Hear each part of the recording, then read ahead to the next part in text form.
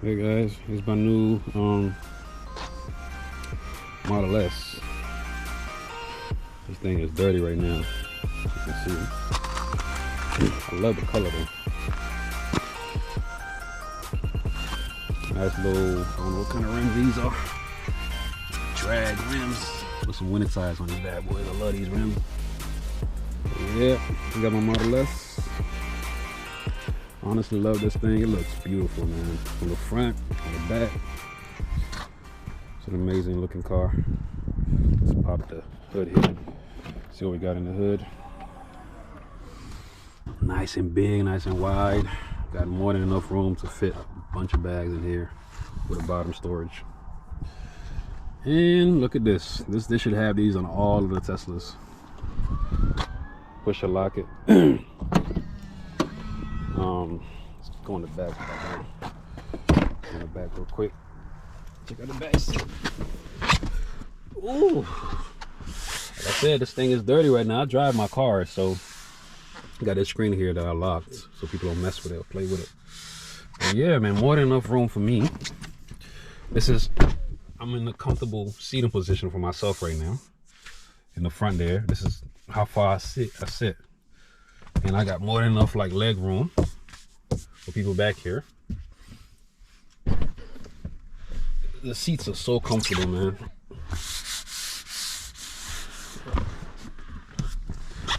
Yeah. But yeah, let's get in the front right now. Get in the front. Let's see what we're working with up here with the yoke. Yeah, this is controversial, and all right, this is the controversial part of everything. The yoke here, the yoke steering wheel. To be honest with you, it's beautiful. I mean, let's move this thing a little bit. It gives you more visibility on what you can see up front, especially if you're running beta, FSD Beta. You can see this a lot better, but it is not as functional as a normal steering wheel. And the fact that they don't even have a horn here and these touch capacitive buttons are just terrible design. In my opinion, they're terrible design. I would have preferred if the yoke was a thing. It's fine, but I would have preferred if they had stocks to be able to signal. This is just awkward, especially if you turn the wheel and it's in an awkward position. You know, you can't really, like, it's not stationary. You can't really signal properly. You have to like look to see where it's at. So you press the button, but if it's stationary, you can just easily adjust it here. Same thing with the gear selector. You have to come here on the screen here and put it in drive, forward, park, and then reverse. It's just so much work. Like if you drive somewhere, you want to reverse, you have to like come here and then slide it down. And sometimes you're blocking your view. So you block your view for a second. You don't even know if there's a car behind you or whatnot. I mean, eventually you see it when you start reversing, but it's just not functional properly. If they had a stock, it would have been just an easy, a way more functional input. In, you know, the horn, this is okay. I don't mind if they have some of the touch capacitive button. Even this, what is this? The windshield wipers, right? It's cool. You can just press it once and then you could adjust it with the scroll wheel here up and down. I don't mind that. I like that actually. Let's turn that off. I like that. So I don't really mind that. I think the issue, it would have been fine if they had a touch capacitive button for certain things, and then keep the stocks for the basic stuff, things that you use more often than when you're driving. The stocks, to move left and right with the signaling should have been here. They should have kept that. So hopefully they have a retrofit similar to how they have a retrofit right now for something. It's a feature now. You have to pay to get a round steering wheel. Only Tesla can do that. Come on, Elon. But if they have a retrofit for the stock, I will pay. I will buy that yesterday. You know, I sorely missed that. So if you are in if you're like on the fence of either getting a Model S, the refresh, or the 2020, you know, and older, and the fact that the yoke and the stock or the gear selectors is not there, if that's like a breaking point for you, I say stick with the the older version if that's the case, and even like the Model Y or the Model 3, if you don't mind getting those cars, stick with those cars if this is a deal breaker for you, because you will feel it. Trust me, you will feel it. People say you get used to it. Yeah, you get used to it. I've gotten used to signaling. I know exactly where they are now. Even when I'm turning the wheel, I know how to, but it's still not, it's not functional. I miss the gear selector. This is just way easier. Brake, park, reverse, drive, it's just easier. We need that back, please. What else? You guys already know about the front. I don't have to show you guys that. The suspension, whoo, I love this. This is one of my favorite features on the car. The fact that you can just raise it, medium, low, high, very high, to adjust it, because I live in a place where there's a lot of snow and I have to put it up a little bit to get around certain neighborhoods and stuff like that. Yeah, man, I mean, charging, same thing, similar to all the newer models, Model 3 and Model Y.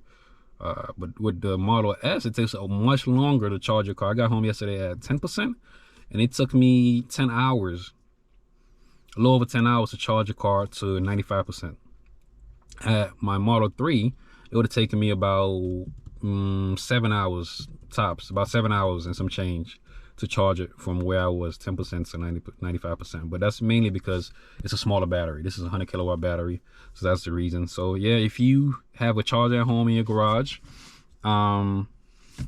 just I have a regular 8 kilowatt an hour charger, 32 amps. So just make sure you get the 40. Oops, look, I just you guys heard that? I just pressed on the horn by mistake because my hand was right here. Look at that. Put that here. Like, why not? Like, it should be here for safety. It should be here. But yeah, it's one of the negative things as well. But yeah, make sure you if you can, get a higher amperage if you need to charge your car faster, if you don't want to wait for 10 hours. If you drive a lot, that's if you drive a lot. If you don't drive a lot, don't worry about it. Autopilot, whatever, that's the same thing. The locks, same thing. I'm actually having issues with the walk away feature. I don't know if it's a bug. Yeah, I'm having issues with the lock here. To walk away, when I walk away, the doors don't really lock, and it doesn't disconnect from the Bluetooth of my phone. Like, the audio will still keep playing in the car when I walk away, and the lights will still stay on. It happens more often than it doesn't happen. Like, sometimes it works good, but usually I just lock the door from here. If you guys don't know, you can also lock the door from here. I didn't know that for a while, actually, when I had my Tesla Model 3. You can lock the door from here, this way. I just lock it.